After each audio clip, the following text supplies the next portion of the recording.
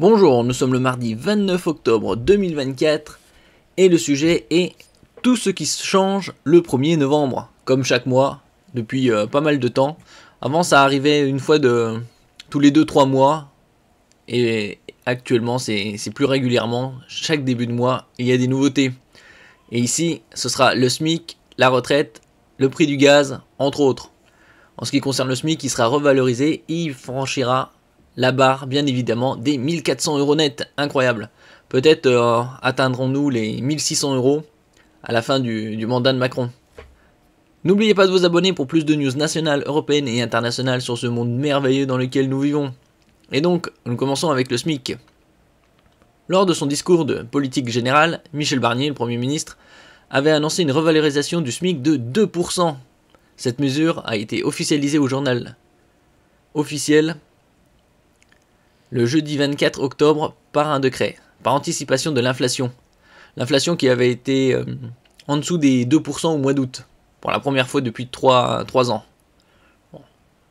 Le SMIC est habituellement revalorisé le 1er janvier, mais en fonction de l'inflation, des revalorisations peuvent être décidées en cours d'année, oui, à 2 mois du 1er janvier.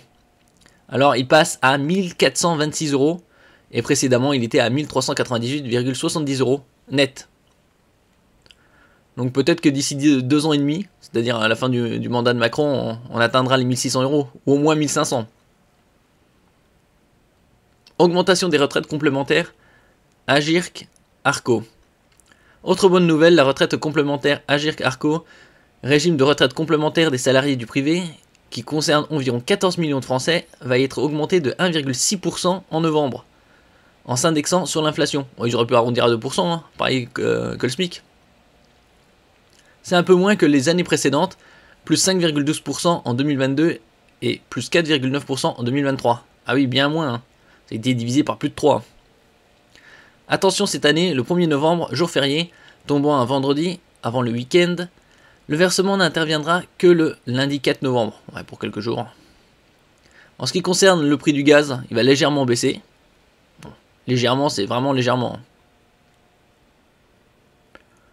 Pour un contrat cuisson eau chaude, le prix du kilowattheure de gaz moyen passe de 0,140 € en octobre à 0,138 € en novembre. Pour un contrat de chauffage au gaz, le prix du kilowattheure moyen passe de 0,111 € en octobre à 0,109 € en novembre. Voilà, une mini baisse. Pneus neige obligatoire entre le 1er novembre et le 31 mars 2025 dans 34 départements. C'était déjà en vigueur depuis quelques années. Exactement depuis l'application de cette loi en novembre 2021. J'avais pensé que c'était un peu plus ancien que ça. Ou c'était dans les starting blocks et ils l'ont appliqué. Les automobilistes roulant dans les 34 départements concernés par la loi montagne devront équiper leurs véhicules de pneus neige ou disposer de chaînes ou de chaussettes. Désormais, seuls les pneus estampillés 3PM SF sont considérés comme des pneus hiver. Ils sont reconnaissables grâce au logo illustré par une montagne et un flocon. Les pneus M plus S ne le sont plus. Et donc ça, c'est tous les départements de haute altitude, montagne, qui sont concernés. Début de la trêve hivernale, comme toujours, entre le 1er novembre et le 31 mars. Pendant cette période, les locataires ne peuvent pas être expulsés de leur logement et les coupures de gaz et d'électricité sont interdites. On n'a pas non plus des hivers sibériens, mais il est certain que quand il fait 5 ou 10 degrés, dans certaines habitations, on les ressent plus qu'ailleurs, surtout avec la mauvaise isolation.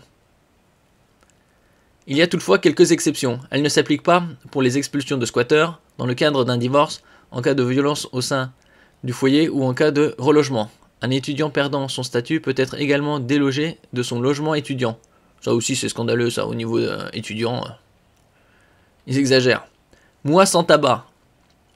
Comme le mois sans alcool, en général, c'est en janvier, juste après les fêtes. Pour se donner soi-disant bonne conscience. Le 1er novembre marque le début de la 9e édition du mois sans tabac. Cette opération, mise en place depuis 2016 par Santé publique France, et le ministère de la Santé incite les fumeurs à arrêter la cigarette pendant un mois, ce qui multiplie par 5 les chances, ou plutôt les probabilités, d'arrêter de fumer définitivement.